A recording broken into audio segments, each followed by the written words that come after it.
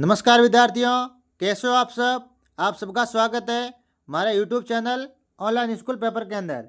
आज मैं आपके लिए लेकर आया हूँ अर्धवार्षिक परीक्षा कक्षा 10 विषय राजस्थान का इतिहास एवं संस्कृति, जो आपके होने वाले एग्जाम के लिए मोस्ट इंपोर्टेंट प्रश्न रहेंगे।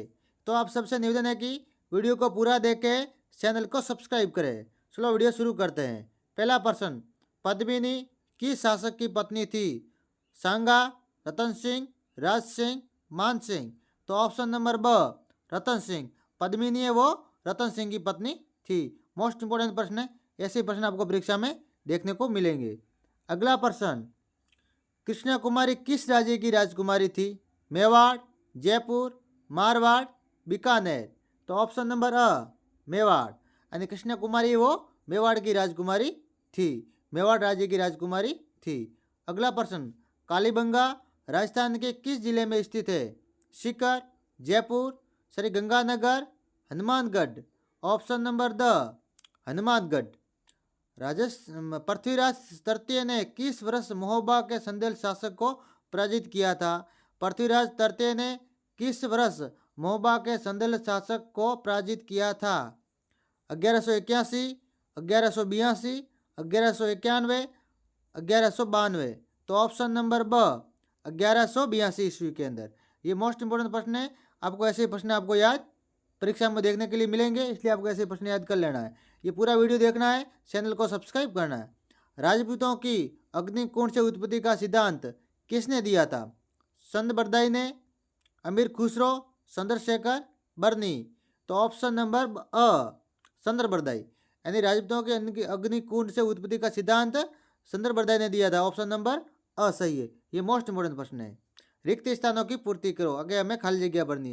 गणेश्वर सभ्यता सीकर जिले में कांतली नदी के किनारे अवस्थित है। यानी गणेश्वर सभ्यता है वो सीकर के अंदर है और कांतली नदी के किनारे पर है। ठीक है। राजपूतों को विदेशी आक्रमणकारी कर्नल जेम्स टॉड ने स्वीकार किया था। किसने किया था? Colonel James Tod. दिवर का युद्ध मेवाड़ के महाराणा प्रताप और मुगल सम्राट अकबर के मध्य लड़ा गया था। ये मोस्ट इंपोर्टेंट प्रश्न है। भरतरी का मेला अलवर जिले में बढ़ता है।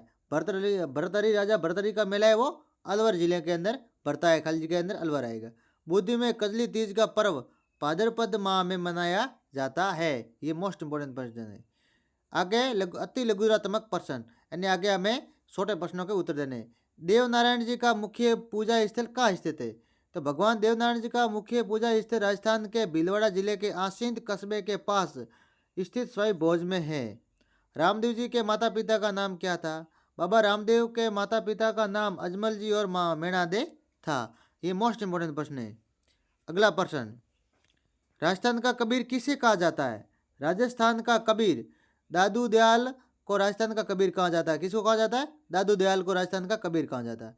मीराबाई का विवाह कब व किसके साथ संपन्न हुआ? मीराबाई का विवाह 1516 ईस्वी में मेवाड़ के युवराज भोजराज से हुआ, जो महाराणा सांगा के सबसे बड़े पुत्र थे। किससे हुआ था? युवराज भोजराज से। ठीक है। कब हुआ था? 1516 को। मुस्लिम समुदाय के 3 पर्वों के नाम। मुस्लिम समुदाय के 3 पर्व है ईद, ईद उल फित्र, ईद उल अजहा यानी बकरा ईद, और एक है मुहर्रम। कौन सा है? मुहर्रम। ये इस्लाम धर्म के 3 मुख्य त्योहार है, महत्वपूर्ण त्योहार है। ये मोस्ट इंपोर्टेंट प्रश्न है। अगला प्रश्न, अबूज सवा किस तिथि को मनाया जाता है? अजूब, तो ये अक्षय तृतीया को मनाया जाता है। कब मनाया जाता है? अक्षय तृतीया को। राजस्थान के आदिवासी समाज का सबसे बड़ा मेला कौन सा है? तो राजस्थान में आदिवासी समाज का सबसे बड़ा मेला है बेनेश्वर मेला। ये मोस्ट इंपोर्टेंट प्रश्न है, आपको याद कर लेना है। आगे 18वां, 19वां, 20वां और 21वां ये लघुतरात्मक प्रश्न है और आपको स्वयं को करना है। आबू के परमार वंश का संक्षिप्त परिचय देना है। संत हरिदास के प्रमुख विचारों का उल्लेख कीजिए। सेठ रानाबाई को दूसरी मीरा क्यों कहा जाता है? डिग्गी के कल्याण जी मेले के बारे में बताना। ये आपको स्वयं को ढूंढ के याद करना। ये मोस्ट इंपोर्टेंट प्रश्न है। अगले वीडियो में इन सारा प्रश्नों का मैं उत्तर सहित आऊँगा। अंगरखी के विभिन्न प्रकारों का उल्लेख कीजिए। बच्चों के विविध आभूषणों का उल्लेख कीजिए।